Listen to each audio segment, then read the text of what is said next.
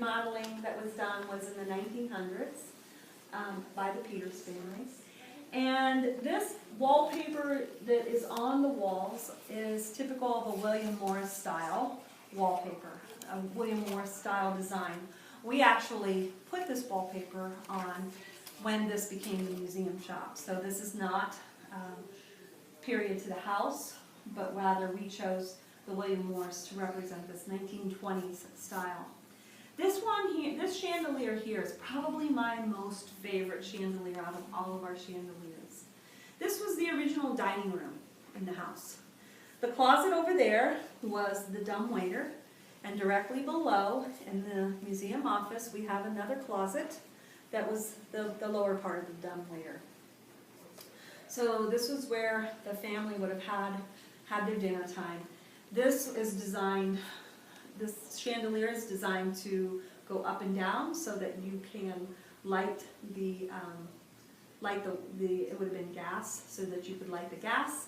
Also, you might want a closer light at some time for depending on what you're doing. So to bring that center light down some so that you can see better. This room was redesigned as the museum shop. Probably from the very beginning we had planned on having this space be our shop. These cabinets obviously were not here.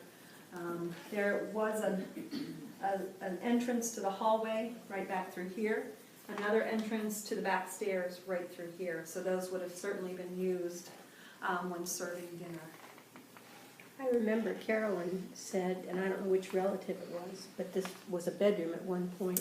It may very well have been a bedroom Because at of one point. I don't know if it was age or illness or what. Probably. I mean, it would be really hard to get up I the can't stairs. remember who she said it was. And because the dumbwaiter was there.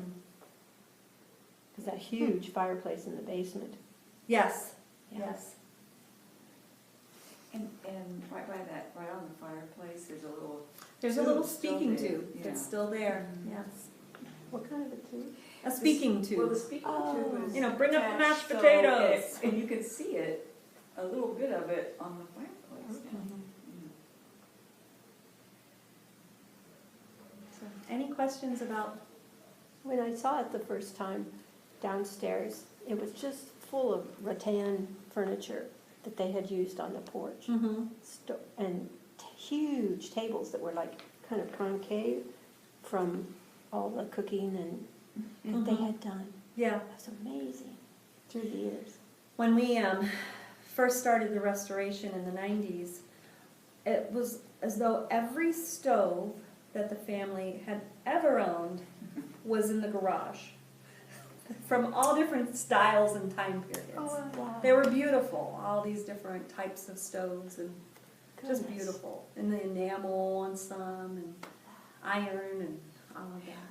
And would they have cooked with wood or coal or what? Well, probably And then depends on converted to when. gas. Yeah. Well, I mean. Originally, before it would have gas. been most likely been wood. Okay. And then the maids or the servants who were here, is it, they lived in Lancaster and then just came up here to work? Did some of them live here upstairs on the third floor? Or where? Probably not, although Russ Rising is working on trying to find some of that information for me. We don't have a lot of history as to who worked here. We know a little bit, but not enough to really publish it as fact yet. We certainly have the Saylor House on the property. That was the original house on the property. It could have been used, as a house for a family that perhaps worked here. When was that built? That was built in 1809. Wow. 1807. So Jacob, we believe it was built by a man by the name of Jacob Saylor. For many years it was known as the Matlack House. That was what it was called, was the Matlack House. Even when we first opened, we called it the Matlack House. And then after some research and a variety of papers and things that we found that it probably wasn't built by the Matlack house, although the Matlacks owned the land at one point. It's believed that Jacob Saylor built the house, but there's a lot of evidence that, records that were destroyed in a fire, so we just don't have that. One of the things that we did a few years ago, we received a grant to pay for some research, and that's something that we're looking at doing again this year, is to further that research and take that a few steps further. She left us with great information on what our next steps should be. So that's something we want to continue as we go on. But we don't know why, what its purpose was. It was originally a home. That was the original home that was built on this property. Saylor owned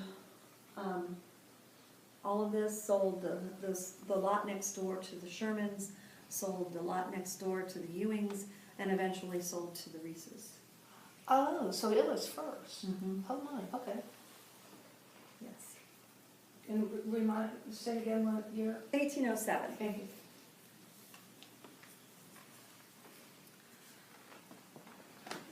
Do we know the acreage or how big this whole compound is and the square footage of Of the this? house. It's one of those things that I've said to myself, I really need to get that back. I don't have it. Sometimes people ask that. Yes, I'll try and find out a little bit more about that. That's something, that is definitely a question that often comes up. How high are the ceilings, you know, how Yeah. much square Just- footage? Just the. I did read recently that the ceilings are 14 feet, 6 inches high, so 14 and a half feet high.